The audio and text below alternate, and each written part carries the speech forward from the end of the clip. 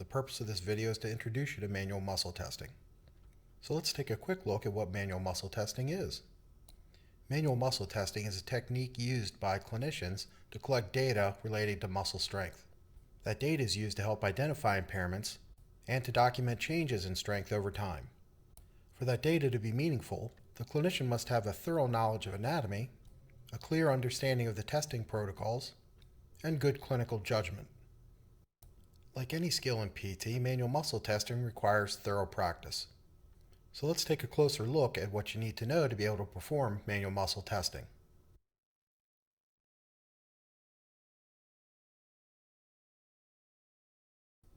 With a few exceptions, manual muscle testing is broken down by action. Muscles that perform a similar action are usually grouped together during a specific manual muscle test. While many muscles may contribute to a particular action, a particular manual muscle test will focus on the primary movers. In this particular case, the primary mover for knee extension is the quadriceps femoris group. Without the basic knowledge of which muscles perform which action, manual muscle testing becomes challenging. When assigning a grade to a manual muscle test, we use a 0 to 5 scale. On occasion, you may see qualitative descriptors of strength documented. However, the numeric system is preferred. There are specific criteria assigned for each numeric score. So let's take a look at how each grade is defined.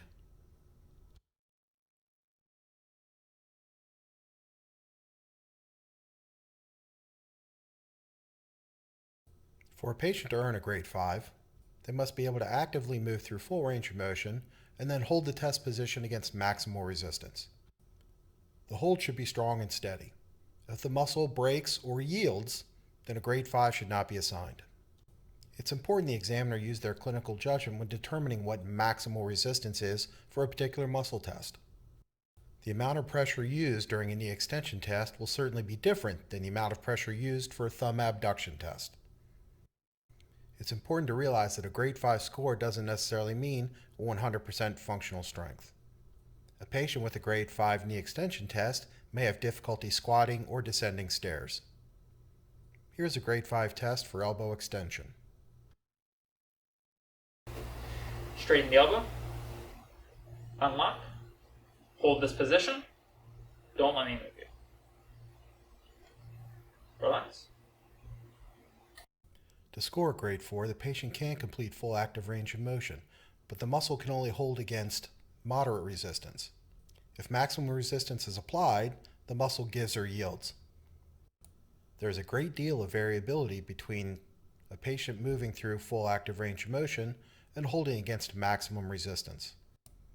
Therefore, interpreting the results of a grade 4 manual muscle test can be quite challenging. Here's an example of a grade 4 test for the rhomboids. Lift the hand, hold, don't let me move you. Relax. If a patient is to earn a grade 3 during a manual muscle test, they must be able to move through full available active range of motion against gravity. In this instance, it's very important that the clinician distinguish between normal active range of motion and the patient's available active range of motion. Assessing a patient's passive range of motion first helps the clinician determine whether the patient is moving through full available range of motion. When relating a grade 3 manual muscle test to function, research has found that muscles capable of completing full active range of motion may have significantly compromised overall strength. This is important to keep in mind when transitioning into intervention.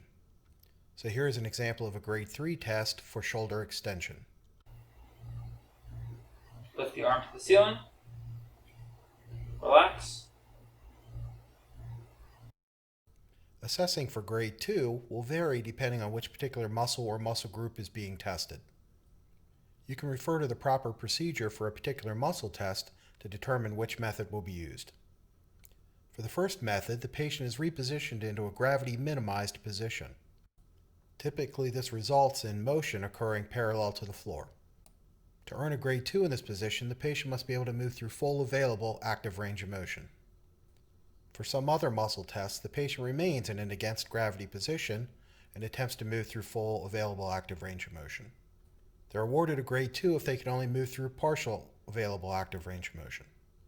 so please refer to your manual muscle testing reference to determine which method is used for which particular muscle test. In the first example, our gravity minimized position is used, and in the second example, an against gravity position is used. Drag the heel to the buttock. Relax. Lift your foot up and in. Relax.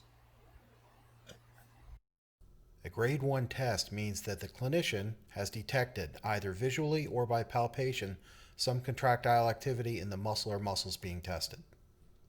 Even though there's muscle activity present in a grade 1 test, typically motion does not occur. Depending on which muscle test is being performed, sometimes palpation may occur at the muscle belly, or palpation may be easier at a muscle tendon. Here is an example of assessment for grade 1 during a knee flexion manual muscle test.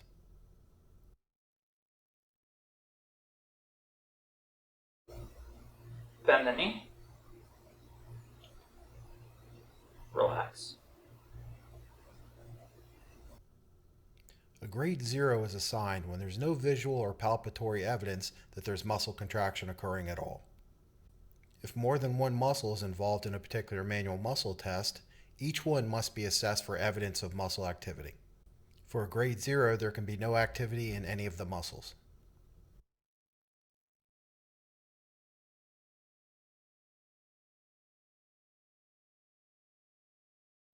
While specifics of a particular manual muscle test will change, there's a general procedure that's followed for every manual muscle test. The patient must be first placed in the proper test position. The clinician will stabilize the proximal segment as indicated in the particular test. The patient's then instructed to move through full active range of motion. If the patient's able to complete active range of motion, then we move to a break test.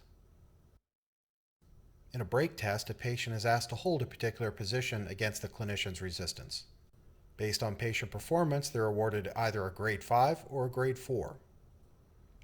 In the case where the patient was unable to complete full available active range of motion, the clinician then proceeds to testing for grade 2 and below. The same general procedure can be followed regardless of the manual muscle test being performed. In the event a patient cannot get into the test position, then you should check your manual muscle testing reference to find if there's a procedure for an alternative test position. Here's an example of that procedure put into action.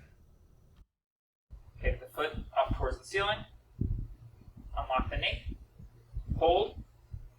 Don't let any move you. Relax.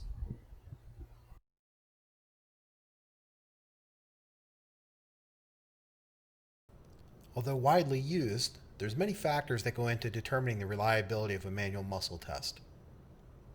Some of those are related to the patient and some of those are related to the examiner. The knowledge base and the skill level of the examiner play a large part in determining how reliable manual muscle testing is.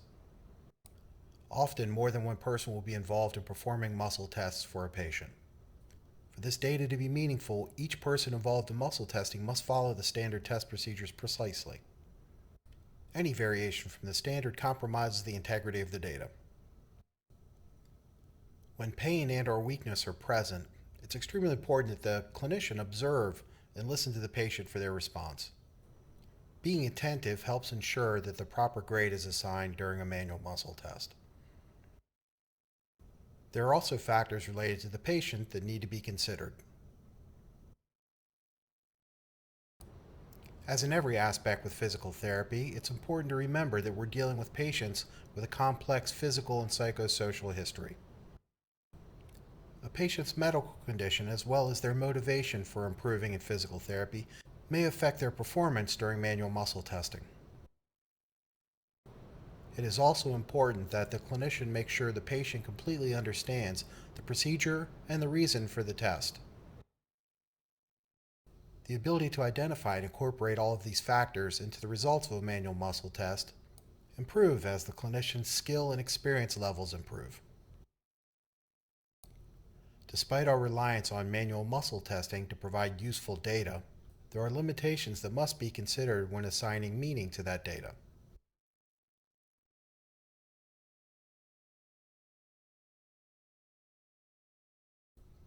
For many of the reasons we discussed, there's a great variability across patients. So it is important the clinician use their judgment to modify grading, but the specific test procedures must be followed.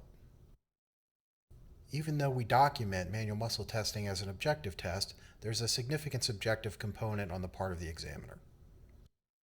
So these challenges to reliability must be considered when assigning meaning to a particular manual muscle test grade.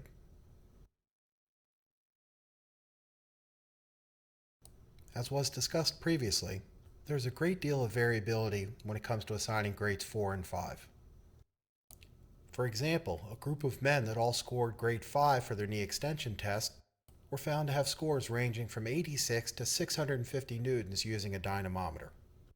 As a clinician, it's important to understand what those grades can tell you as it relates to function. A manual muscle test score just represents one piece of data. It should be used as a piece of the larger puzzle to help determine the patient's overall functional ability. So hopefully you have a better general understanding of manual muscle testing. So as you dive in deeper, keep these things in mind. Following the test procedures precisely helps improve their reliability. It's also important to consider other factors such as the patient's age, diagnosis, and motivation. Remember, manual muscle tests are one piece of the puzzle. This information should be incorporated with other pieces of data to get an overall clinical picture.